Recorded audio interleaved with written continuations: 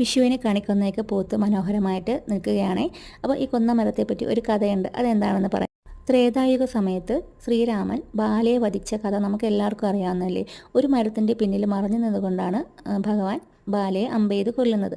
ആ മറഞ്ഞു നിന്ന മരമാണ് കൊന്ന മരം എന്ന് പറയുന്നത്. ഭഗവാൻ അവിടെ മറഞ്ഞു നിന്ന് അമ്പെയ്ത് ബാലയെ കൊന്നതുകൊണ്ട് പിൽക്കാലത്ത് എല്ലാവരും ഇതിനെ കൊന്ന മരം എന്ന പേര് വിളിക്കാൻ തുടങ്ങി. എന്നാൽ ഒരു തെറ്റും ചെയ്യാതെ കൊന്ന മരം എന്ന പേര് കേൾക്കേണ്ടി വന്ന മരത്തിന് വളരെയധികം സങ്കടം തോന്നി. മരം ഭഗവാനോട് പ്രാർത്ഥിച്ചു. അതിന് ശ്രീരാമൻ പ്രത്യക്ഷപ്പെട്ടിട്ട് പറഞ്ഞു, കഴിഞ്ഞ ജന്മത്തിൽ, അതായത് ഈ മരത്തിൻ്റെ കഴിഞ്ഞ ജന്മത്തിൽ മഹാനായ ഒരു വ്യക്തിയെ ചെയ്യാത്ത കുറ്റത്തിന് പഴി പറഞ്ഞതിൻ്റെ കർമ്മഫലമായിട്ടാണ് ഇപ്പോൾ താൻ ചെയ്ത കുറ്റമാണെങ്കിലും കൊന്ന മരം എന്ന പേര് വന്നത് ഈ മരത്തിനാണെന്നുമുള്ള കാര്യം ശ്രീരാമൻ മരത്തിനോട് പറഞ്ഞു. എന്നിട്ട് പറഞ്ഞു, നീ ദൈവഭക്തിയോട് തുടർന്ന് പോയാൽ മതി, നിൻ്റെ ഈ പേരുദോഷം പിൽക്കാലത്ത് നിനക്ക് മാറിക്കിട്ടുമെന്ന് അനുഗ്രഹിക്കുകയും ചെയ്തു. പിന്നീട് ശ്രീകൃഷ്ണൻ്റെ കാലഘട്ടം വന്ന സമയത്ത് ഗുരുവായൂർ ഉണ്ണിക്കണ്ണനായിട്ട് വില്ലുമംഗലത്തിനും കുരൂരമ്മയ്ക്കും ഒക്കെ ആയിട്ട് ഇങ്ങനെ ദർശനം നൽകുന്ന ഉണ്ണിക്കണ്ണൻ്റെ കഥ എല്ലാവർക്കും അറിയാവുന്നതല്ലേ. എല്ലാവരും ഈ ഉണ്ണിക്കണ്ണനെ പറ്റി കേട്ടിട്ടുണ്ടായിരിക്കും.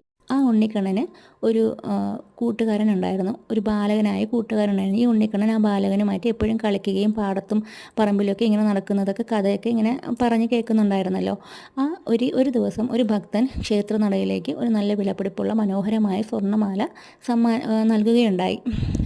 ആ ദിവസം വൈകുന്നേരം ഈ ഉണ്ണിക്കണ്ണൻ ഈ മാല അണിഞ്ഞുകൊണ്ടായിരുന്നു ഈ ബാലകനുമായിട്ട് കളിക്കാനായിട്ട് എത്തിയിട്ടുണ്ടായിരുന്നത്.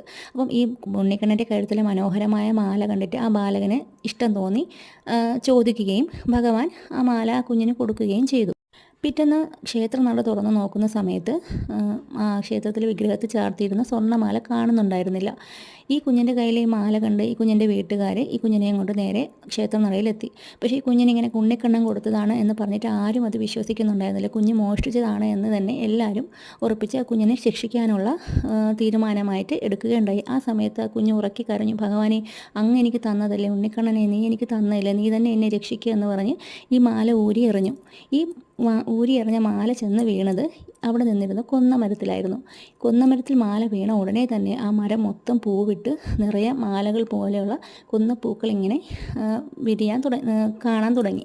ഉടൻ തന്നെ ഒരു അശരീരി ഉണ്ടാവുകയും ഈ മാല താൻ നൽകിയതാണെന്നും ഈ കണിക്കൊന്ന പൂക്കൾ കണ്ട് കണി കാണുന്നവർക്ക് സർവ്വ ഐശ്വര്യം ഉണ്ടാവുകയും ഇതുപോലെയുള്ള ചെയ്യാത്ത പഴി കേൾക്കേണ്ടി വരല്ല എന്നുള്ള അനുഗ്രഹവും ആ ശരീരി വഴി പറയുകയുണ്ടായി. അതിനുശേഷമാണ് ഈ കണിക്കൊന്ന അന്ന് മുതൽ പൂക്കാനും തുടങ്ങി. അതിനുശേഷം ഇത് കണിക്കൊന്ന എന്ന് അറിയപ്പെടുകയും ചെയ്തു.